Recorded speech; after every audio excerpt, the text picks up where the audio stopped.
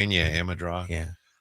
We were talking about the Kings last week and how it looks like they're slowing things down. And I think what we said, Drapes, was it looks like the pace is slowing, but no one is actually admitting that.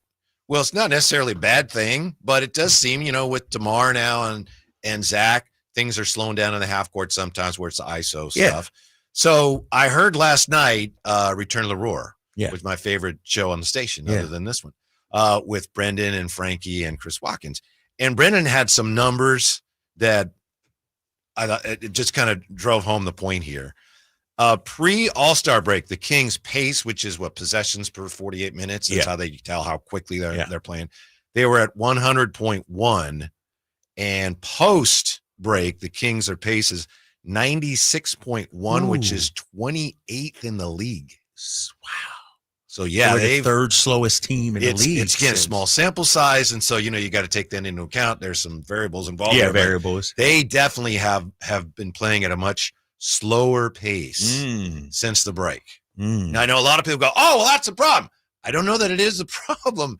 I don't know that it is a problem even. What? And I don't know if you have these numbers. I could look them up too.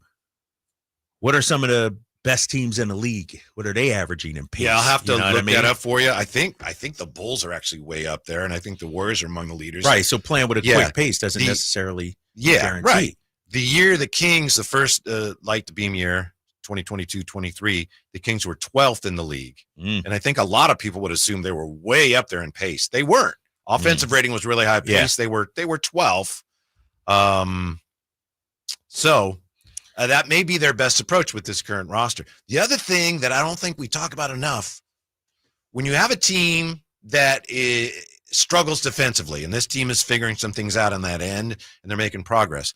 But if I'm coaching a team that struggles defensively, fewer possessions can help me. Right, that's true. Right, yeah. Give the other team fewer opportunities to hit me over the head. Yes, 100%. You're right. I hadn't even thought of it like that.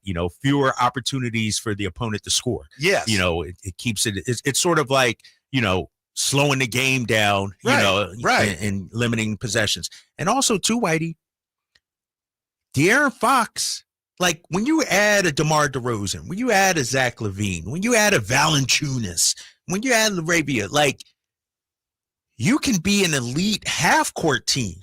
And that's what I want to see, from this Kings team. Like, we don't need to be running and gunning up and down. Right. Because that's not taking advantage of the strengths of, let's say, a DeMar DeRozan. Right. You know what I mean? It would be kind of foolish. Hey, you be this type of player that you've never been, okay? Right. Why? Because we just like to play at pace. That doesn't make sense. You know what? It's like having Steph Curry, but you want to be a pounded in the inside, grit and grind kind of team. And hit it inside to Trace Jackson Davis. Right. But that's the issue with this Kings team. Their identity has changed, or what we want the identity to be has changed during the season. You know what I mean? And so we went from wanting to play fast, which is understandable when you have a De'Aaron Fox, Kevin Huerter, those kind of shooters out there to I thought even when Mike was still here, we slowed it down and became an elite half-court kind of team. And so the pace numbers were kind of barely dipping. Yeah, exactly. And but they weren't going up. So I'm gonna leave it to the coaches now, because here's the thing. To your point, how many times have we heard Doug say, "I want 53s. I want 53s." I don't know if you have the roster for 53s. You know what I mean? If you have 96 possessions per 48 minutes and you figure you got some turnovers in there, you're going to shoot 53s. It's just you'd have to run down and shoot threes almost every chance you got. Yeah, exactly. And so that's why I think we're sort of morphing. And honestly, I'm at the point, Whitey, and this may come off wrong. The organization might not like this, fans may not like, but we're at a point where if you just get into the playoffs, I'm okay with that, because I know we're sort of playing from a deficit this season, because of everything that happened. I think the true judge of the team, the coaching staff, the players, whether it can work or not, comes next season, to start next season with a training camp and everything. And maybe they don't have the time for all that. Maybe some players will be gone, some players will be added. But I'm not willing to just say, you know what? Oh, this ain't working. We got to blow it. I need to see a little bit longer sample size than what we're seeing right now. I think this is an adjustment for fans as well, as the team is trying to figure out the best way forward.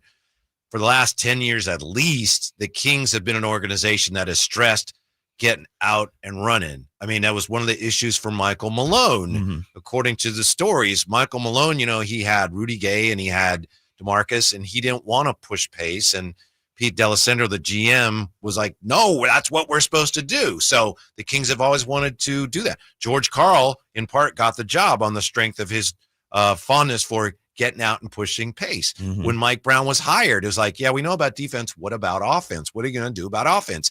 And he introduced, Domas as the hub of the offense. So fans are accustomed to seeing a team that's trying to get out and run. This team, they may be in the process of realizing, hold on, that might not be our best bet.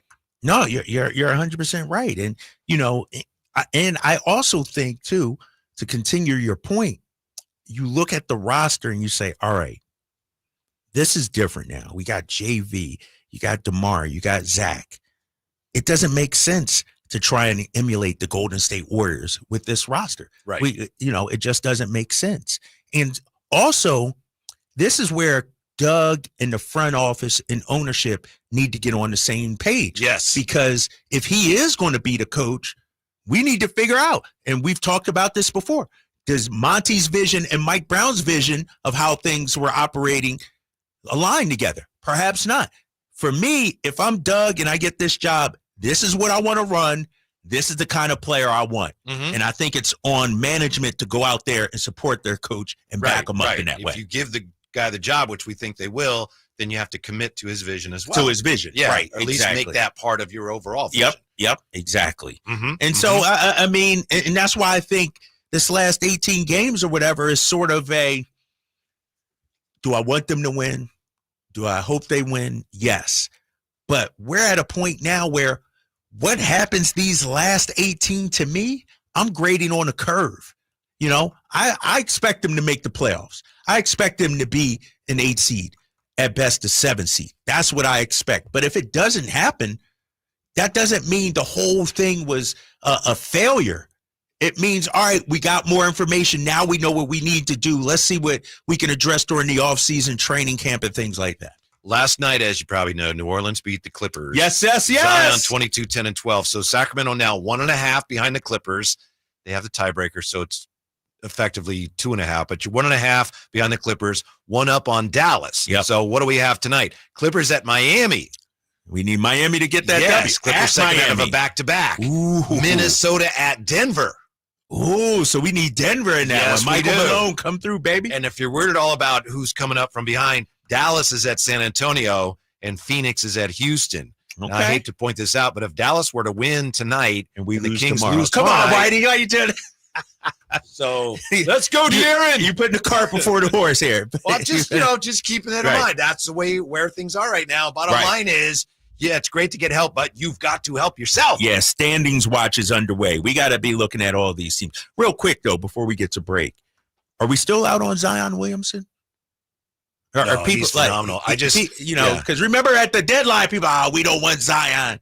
That dude's a baller, man. Oh, no question. He's a baller. As long as he's healthy. It's a different argument to me. It's like, would you want to hitch your wagon to a guy with those questions? I don't know, but is he a great player? He's been on fire lately. Yeah, he's been playing phenomenal. And it's scary to think about them, what they'll be next year. They but get I don't want to think about that. Right. You start to look at some of the teams that are way down in the standings now and project what they could be next year. Who knows? But oh, yeah, please don't do that. Who knows? San Antonio, they're coming. Portland, Utah. Yeah.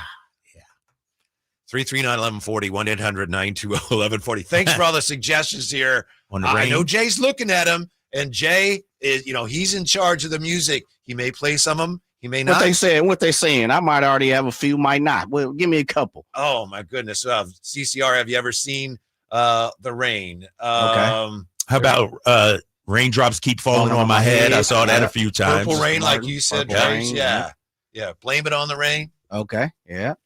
I Want to Go Outside in the Rain. Dramatics. Yeah. Oh, that's a good one. Yeah. Soul for Real, Candy Rain. Uh-huh. Oh, that's just a few. Oh, there's tons, just a smattering. Man. There's so many all the time. Mm-hmm. I know whatever Jay decides to do, it'll be. I'll give you a couple. I'll give you a couple. Thank you. I'll give you a Appreciate that, Jay. When we come back, just for that, we're going to do some 49er talk when we come back for you. 49ers lose a Bosa, grab a Ram next on Sactown Sports. Want to have enough money for retirement and travel to visit our